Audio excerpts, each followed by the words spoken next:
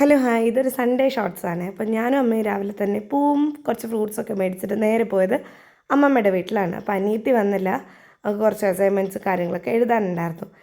അവിടെ നിന്ന് എൻ്റെ കസിൻസിൻ്റെ കസിൻസ് വന്നിട്ടുണ്ടായിരുന്നു.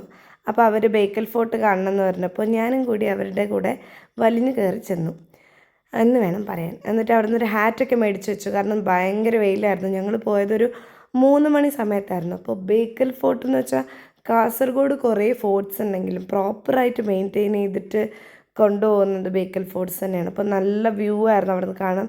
നല്ല കാറ്റുണ്ടായിരുന്നു, അത്രയും വെയിലുണ്ടായിരുന്നെങ്കിലും നല്ല കാറ്റൊക്കെ ഉണ്ടായിരുന്നു. അപ്പോൾ ഞാൻ ഇവർ കർണാടകക്കാരാണ്, ഈ കസിൻസ്. അപ്പോൾ ഇവർക്ക് അറിയില്ല കാസർഗോഡിനെ കുറിച്ചൊന്നും. അപ്പോൾ ഞാനിങ്ങനെ തള്ളി മറിക്കുമായിരുന്നു, ഇതങ്ങനെയാണ് ഇതെങ്ങനെയാണ്. ഒരു ഗൈഡ് പോലെ ഞാൻ നല്ലോണം ഇവരെ ഗൈഡ് ചെയ്തു. അവിടുന്ന് കുറേ ഷോർട്സും ഫോട്ടോസൊക്കെ എടുത്തു.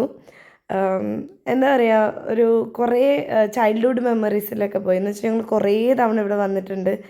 ഇപ്പോൾ ഞാനൊരു 6-7 ഇയേഴ്സായിട്ട് ഇങ്ങോട്ട് പോയിട്ടില്ല. അപ്പോൾ ഞാൻ കുറേ മാറ്റങ്ങളൊക്കെ വന്നിട്ടുണ്ട്. പിന്നെ ഞങ്ങൾ നേരെ പോയത് ഹോൻചോയിലേക്കാണ്, ഡയമണ്ട് ഐനിലേക്ക്.